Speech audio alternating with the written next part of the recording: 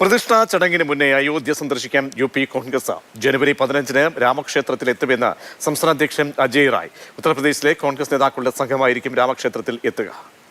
मकर संक्रांति का दिन है 15 तारीख का। उस दिन हम सब उत्तर प्रदेश कांग्रेस के नेता अपने प्रभारी के मार्गदर्शन में हम लोग वहां पर सरजू जी में स्नान करेंगे और रामलला का दर्शन और हनुमानगढ़ी का दर्शन करने जाएंगे. അർജുൻ പീതാംബരനുണ്ട്. അർജുൻ, എന്തായാലും ചടങ്ങ് ദിവസമല്ല, അതിന് മുൻപേ തന്നെ എത്തുക. എന്താണ് കോൺഗ്രസ് സംസ്ഥാന അധ്യക്ഷൻ പറയുന്നത്? ആരൊക്കെയായിരിക്കും അവിടേക്ക് പോവുക?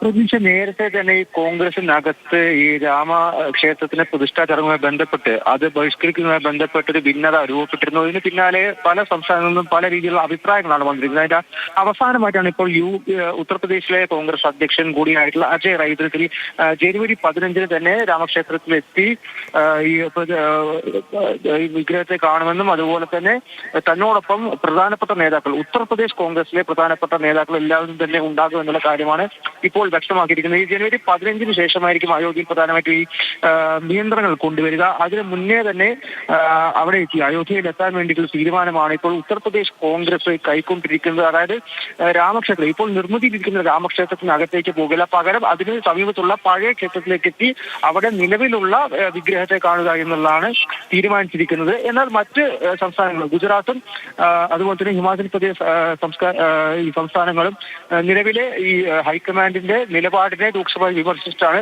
രംഗത്ത് വന്നിരിക്കുന്നത്. അതായത് പ്രത്യേകിച്ചും മല്ലികാർജ്ജുൻ ഖാർഗെയും സോണിയാഗാന്ധിയും അധിർ രഞ്ജൻ ചൗധരിയും ഈ പ്രതിഷ്ഠാ ചടങ്ങിൽ നിന്നും വിട്ടുനിൽക്കുന്നു, ബഹിഷ്കരിക്കുന്നു എന്നുള്ള കാര്യം അത് തീർത്തും പക്വതയില്ലാത്തൊരു നിലപാടാണ്. പ്രത്യേകിച്ചും കോടിക്കണക്കിന് വിശ്വാസികളുടെ വികാരങ്ങൾ കൂടി മാനിക്കണം എന്നുള്ള കാര്യം കൂടി പറഞ്ഞുകൊണ്ടാണ്, ആ കാര്യങ്ങൾ കൂടി എടുത്തു പറഞ്ഞുകൊണ്ടാണ് അത്തരത്തിൽ അവർ രംഗത്ത് വന്നിരിക്കുന്നത്. അതുകൊണ്ട് തന്നെ ഇപ്പോഴും വലിയ രീതിയിലുള്ള ഭിന്നത കോൺഗ്രസിനകത്ത് ഈ ഒരു വിഷയത്തെ ചൊല്ലി, അയോധ്യ പ്രതിഷ്ഠാ ചടങ്ങ് വിഷയത്തെ ചൊല്ലി ഇപ്പോഴും നിലനിൽക്കുന്നുണ്ട്.